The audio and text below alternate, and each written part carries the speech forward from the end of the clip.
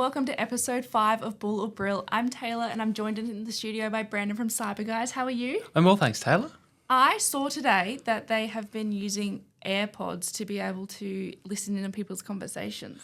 That's right. So this is a recent security vulnerability that's been discovered that have allowed people to eavesdrop into people's AirPods. Like hack into them or just be able to access them with their devices?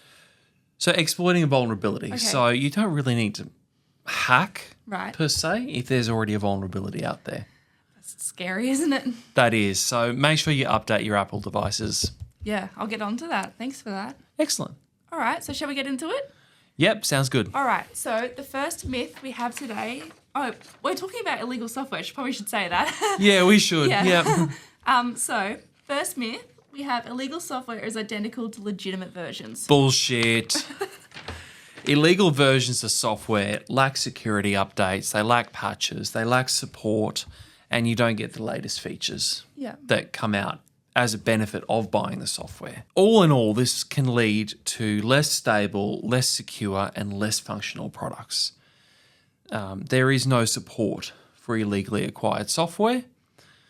Now, what do you think that would mean if someone was to ring up and ask support for an illegal piece of software? Oh, you're going to get in trouble for sure. Absolutely. So I had a customer a few years ago who rang up their software provider Right. in quotation marks. They asked for support on illegally acquired software. So this was a big company. Did they know? They didn't know to start with. Right.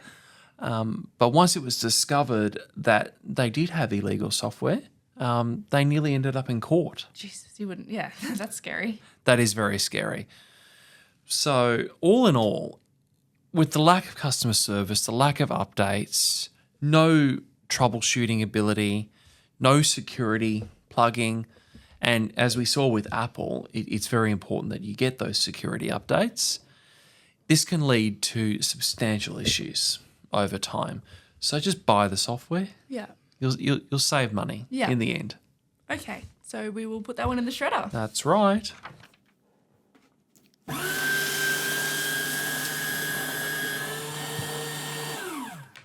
Number 2, well, we have what you just said, is illegal software saves you money. Absolutely not. So we just touched on that. Yeah. Illegally software that is either free, even though it's not free, or at a drastically reduced price, it's not the real deal. It's like a Trojan horse. So what appears to be one thing, a nice little present from the internet, once it gets onto your computer, it can do all sorts of things. The long and short of it is if you buy reduced software, reduced price software, you could help fund criminal activities. Okay. It could be a scam. It could be any number of things, including malware. But in the short term, while you might save the money by not purchasing the software from the developer, the long-term costs can be far more great than if you had just bought it. Yeah, I suppose if you're facing legal fees as well, like that would just substantially outweigh That's right. the cost of the legit software. Yeah, so if you get sued, that's going to be a hell of a lot more expensive. Yeah. If your system is ever compromised because the free software comes with security updates. Yeah, I suppose also having to call in an expert when, the whole world is burning, that could cost you a fortune as well. That's right. Yeah. I don't know if you remember in the LimeWire days how you used to download all of this free stuff from the internet, free music, fill the machine up with viruses. Yeah. The same thing still applies now. Don't pirate software, just buy it. Fair enough. All right, we'll put that one in the shredder.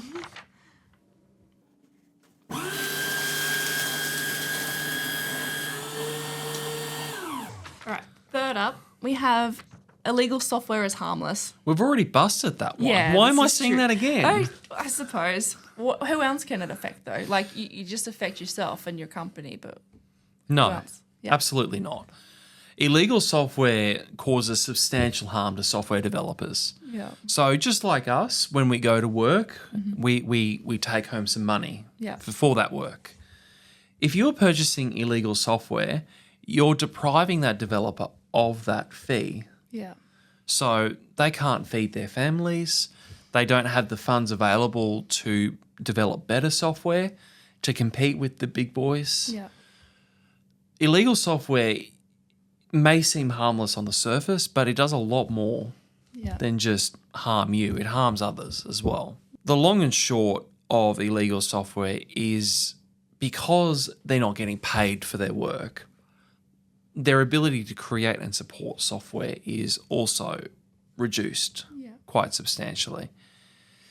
Now, we've already touched on this, but illegal software is also a fantastic way to transfer spyware, viruses, any other malicious software that can steal your information, compromise your data. But software developers are just like us. Yeah. They need to eat. Yeah, no. If you're not paying them for their hard work, then they're just not going to make software. Yeah. So shred that one. Straight away. Yeah.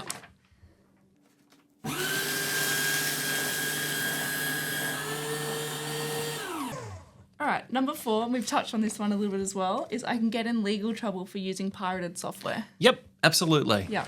You can. So that one's true. You don't need to shred that one. Okay.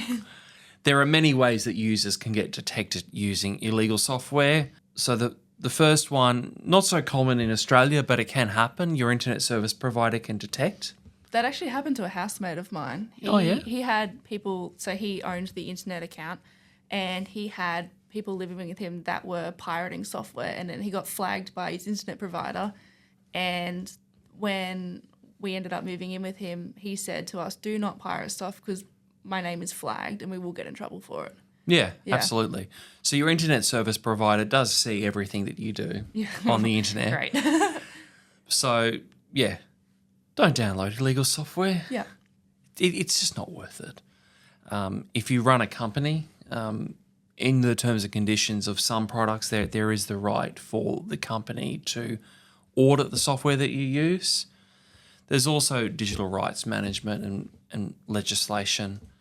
The consequences of pirating software can include quite substantial fines. So I think the last time I checked in Australia, it's a $50,000 fine per offence. Okay. I think. Don't hold me to that. Okay. It can also include criminal charges. But if you are brought up on criminal charges, that's another reputation damage hit to you. It will be publicised. So don't do it. Yeah. It's not worth it. Don't do it. Don't do it. Yeah. Okay. I'll not put that one in the shredder. I'll leave that one right there. Our second last myth is that anti-piracy measures are easy to bypass. It depends. Okay. Really? So there are some anti-piracy measures that can bypass software. So if they're a small developer, often it is a little easier to bypass because they don't have the technology available to them. Yeah. But software companies, small and large, are constantly improving their security protocols purely out of necessity. The most common anti-piracy measures include product activation. So I remember back in the day when Windows XP came out, there was a huge uproar about product activation. Now, there were ways around it as well, but unique product keys are a great way to get started. There's also license verification. So this is, in particular, I'm thinking of companies like Steam that also use things like online authentication to verify that you have purchased the piece of software. And it's often buried within the code of the application. So it's quite difficult to bypass. I know Adobe does that as well. So if you've ever used a non-legit version of Adobe, they'll say, hey, we've flagged you as not being legitimate software. You have 30 days to get it together. Like, they don't cut you off immediately, which is nice, and then they cut you off. Yeah. And that's fair enough too. Yeah, it's nice that they give you grace, but, I mean, they're doing what they got to do. Really, if you need to use a piece of software and you don't want to pay for it, just download the legitimate trial. Test it out, see if you like it. If you don't like it, just uninstall it. Yes, some anti-piracy measures are easy to bypass. Mostly not. Depends on the size of the manufacturer. Yeah, let's just shred that and say that it's hard. Don't do it. Yeah, don't do it. Yeah. All right. And finally, we have open source is a legal way to use software. Absolutely. Okay. Do you want to talk a bit more about open source? Because I'm seeing a lot more about it online now. Yeah, open source is software that's developed by the community for the community. Okay. It's not owned per se by a private company and it's protected by their copyright. Yeah. The internet, I don't know if you've come across this, but there's a Creative Commons and an open license available for media, for software, whatever it may be. It is free to use this piece of software. Sometimes there are proprietary features that can't be implemented in it. Yeah. But the thing is, it is free to use. Yeah, that's nice. So if you can't afford to purchase the real deal, like Microsoft Office, for instance, the suitable replacement is LibreOffice. If you need to use Photoshop but you don't want to pay for it, there's GIMP. And Canva. And Canva. Canva's really nice. Canva's amazing. Yeah. Kudos to Canva. Yeah. You're great. There's plenty of other ones out there. So Adobe Audition, for instance, there's Audacity. Yeah. There's so much free software out there that often you can get by on it. Okay. So rather than pirating software, just need something basic and functional, then just use open source alternatives. Yeah. So if there's lots of people that have access to the code, does that mean that they're really good at picking up bugs and vulnerabilities in it? Yeah. Yeah.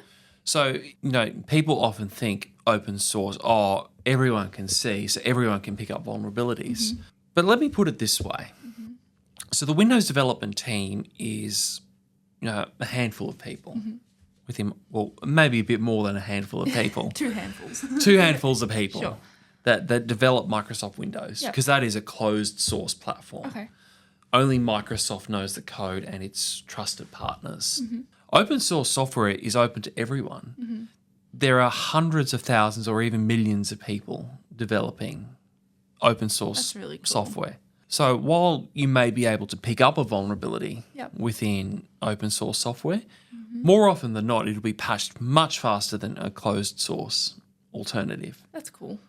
Absolutely. Yeah. So open source is not only a legal way to use software, but it includes updates, support and maintenance as well. So you're getting the benefit of both worlds. Yeah. Really. Cool. Well, I have a little surprise for you. Oh, really? I figured that we would end things a little bit differently this time. So I have 5 rapid fire questions that you have to pick one or the other. And then I have a couple of quiz questions just to test your IT knowledge. Are you ready? Yeah, let's go for it. All right. Chrome or Firefox? Neither. No, you have to pick one. Oh, okay. Firefox. And what would your alternative be then? Don't say Edge. Why not Edge? Because it's just Internet Explorer, but just older. No. It's made out of Chrome. No, yeah, but it just has Internet Explorer vibes. Does it? Yeah. Okay. It's like using Bing. Don't tell me you use Bing. No, I don't use Bing. Bing. Okay, good. All right, Android or iOS? Both. No. Okay. Both platforms have their merit. Right. I use both in my day-to-day. Yeah. For my phone, I use an iPhone. For my tablet, I use an Android tablet. Okay. Right here. Yeah, and we're filming this on an iPhone. That's right. Your iPhone.